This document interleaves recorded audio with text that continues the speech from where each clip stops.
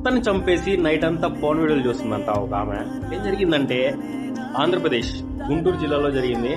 భర్త తినే ఫుడ్లో వాళ్ళ భార్య అయితే నిద్ర మొత్తులైతే మాత్రలు కలిపి పెట్టేసింది. అతను ఆ డోస్ ఎక్కువైపోయి కోమలోకి అయితే వెళ్ళిపోయాడు. కోమలో ఉండగా వాళ్ళ భార్య అయితే వాళ్ళ లవర్ని పిలిచి అతనైతే చంపేసిందే కాకుండా నైట్ 11 నుంచి మార్నింగ్ 4 దాకా అయితే అతని కలిసి ఫోన్ వీడియోస్ చూసింది. అండ్ మార్నింగ్ తర్వాత ఏమైందంటే ఇంట్లో వాళ్ళందరూ బయట వాళ్ళందరినీ పిలిచి మా ఆయన హార్ట్ అటాక్తో చనిపోయాడని చెప్పి ఒక న్యూస్ అయితే స్ప్రెడ్ చేసింది. అండ్ ఎవరైతే ఇప్పుడు చనిపోయారో వాళ్ళ ఫ్రెండ్స్ అయితే అతన్ని చూడగల చోలోంచి రక్తం కారుతుందని చెప్పి పోలీస్ కేసు అయితే పెట్టారు.